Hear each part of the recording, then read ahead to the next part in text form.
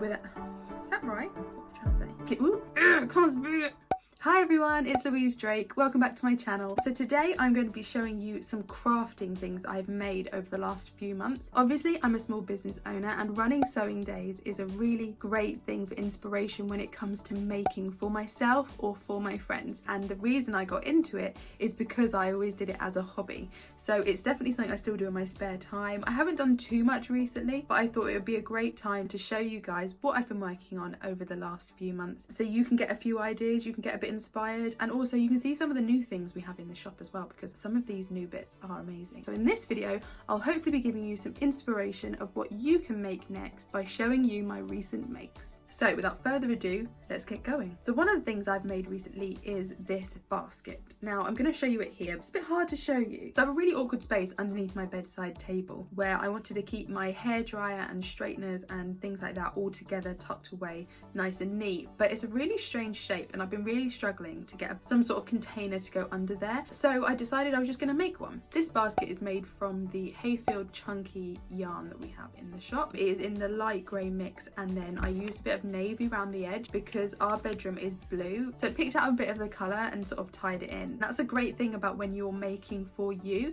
is you can add your own little bits of personality in there to make it fit exactly what you need, rather than just buying the next best thing or something that kind of works. The good thing about making this in chunky is it holds its shape. I mean, not completely, it's not completely rigid, and it didn't take me very long at all. It is just treble crochets all the way through. I made it in 5 pieces, so I made the bottom, I made the 2 long sides, 2 short sides, and then used a double crochet to join it together. Obviously I'm talking in UK crochet terms, so if doubles and trebles don't mean anything to you, use a conversion to change it into singles and doubles. It works really well. I'm really glad I did it. I wish I'd done it a lot sooner. The next projects I want to show you are some book cushions that I made for my niece and nephew for Christmas. Now obviously it is currently February, so they already had them, they've had them for ages. They're a really great idea for presents and they're really quick to make. Probably took me about 45 minutes to do both of them. They're both made from fabrics from Mikawa. They absolutely loved them. My nephew just turned 5 and my niece is nearly 3. For Christmas they were going to get lots of toys, and I thought I'd rather give them something that they can keep for a long time and even grow into. So I made these book cushions and bought them a book each to go in it. Also the handle is really good, so if they want to take them in the car or they want to grab them out of their bedrooms and take them into the living room, then they're great. And although they are meant to be for books, they can also put any little toys or keepsakes. So like I said, if they're going on a car journey, they could put things in there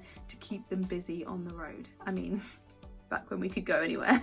The pattern for these is available on our website, so I'll put the link in the description below. So the next thing I made was inspired by my clumsiness. So I'm really good at dropping things, particularly expensive electronics. I have smashed a fair few phone screens in my time. So my iPad comes most places with me because it runs my till at the shop. I use it for notes. It is normally by my side. I know how clumsy I can be, so I thought I would crochet myself a little sleeping bag for my iPad. So here it is. It's really straightforward. Again, it's just half trebles this time. So I wanted something that had a tiny bit of stretch in it, so that if I'd made it slightly the wrong size, that my iPad would fit, but also so that it held it snugly. I made it slightly smaller than I thought I would need it, so then my iPad wouldn't slide out and it would fit securely. Now this yarn came into the shop and I just knew I had to do something with it. This is a Style Craft merry-go-round. I love a rainbow, just anyway, but I love this sort of muted rainbow. The yarn actually comes in variegated, so as you're using it, it naturally changes the colour for you. It's a really great way of making something very straightforward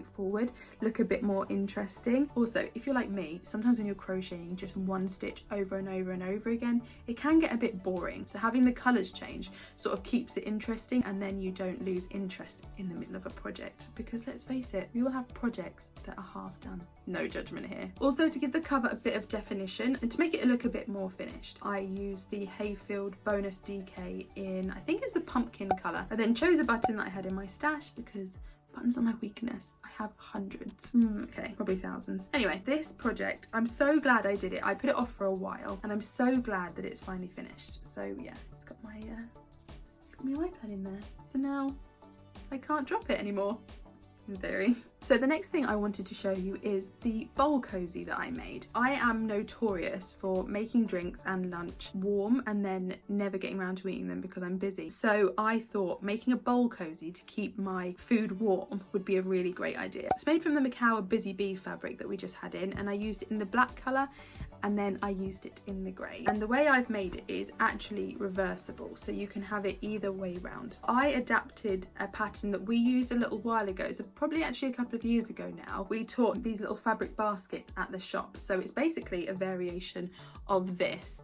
So I made this one reversible, this one isn't, and then I've done a bit of top stitching on this one as well. Some patterns online say that you can use these for putting in the microwave, so then this is warm before it touches your warm food. That is a really great idea. However, my bowl cozy has metallic heat reflective wadding inside of it, so I'll show you what that looks like. It's normal wadding, or you might call it batting if you're in America, but it has metallic on one side, so it basically reflects heat back into whatever's on top of it. So if you were going to be making oven gloves or something like that, it either keeps the heat in the item that it's touching or it protects the surface underneath. So obviously, because this is metallic, I wouldn't suggest putting it in the microwave because that wouldn't end well. I made it specifically for my bowls that I have at home. So this is one of our cereal bowls. So if you ever get a pattern, just make sure that that pattern does fit your bowls. You don't want to go through all the hard work of making it if it then doesn't fit. So the next thing I want to show you actually came about for two reasons. First thing is I had some yarn left over from the rainbow iPad cover and I just really loved it and thought I needed a bit more of it in my life. And the other reason is that when I was making my bowl cozy to keep my soup warm, I thought actually I'm really bad at drinking warm tea. I'm forever letting it go cold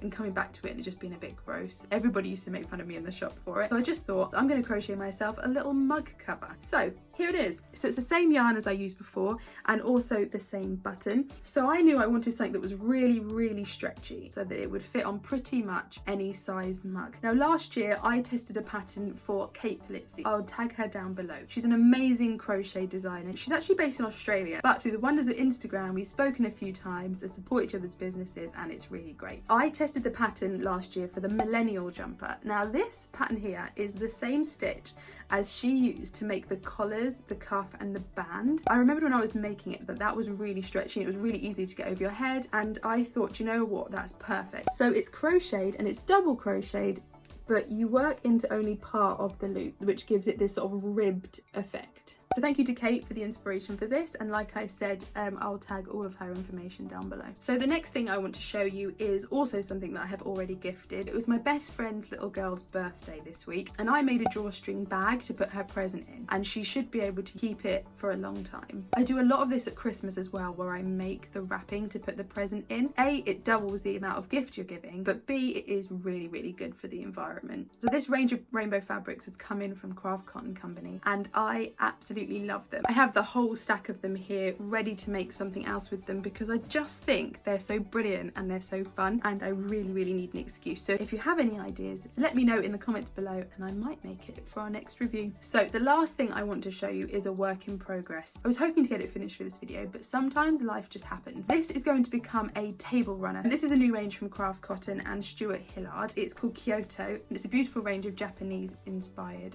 fabrics. So I'll also be using the heat reflective wadding inside this so that it can be used to put hot things onto a table, but also it's just going to be really decorative. It's got all of these fun stripes in, and I've done it in a chevron pattern. So this would be a really great project to do with a jelly roll. I cut my own 2.5-inch strips for this, but if you had a jelly roll, it's a really great way of using that up and getting to see all of the patterns put together. So these are offcuts I had, so I'm going to make them into some sort of coaster or table mat or trivet of some sort. I'm not really sure what they'll become yet, but I can't bear to throw really good usable fabric away. Watch this space. By our next review, I'll make sure that the table runner is finished and both of those whatever rectangle things are going to be. So that's it for my makes over the last couple of months. I hope you've enjoyed this video. It's a bit different than what we normally do, but I'm hoping that you guys will enjoy seeing these and a bit of inspiration. If you have enjoyed it, let us know down below. Everything I've talked about will be in the link down below. So please make sure you like this video and give it a thumbs up. Subscribe to our channel. We'll see you soon for another video. Have a good day, guys.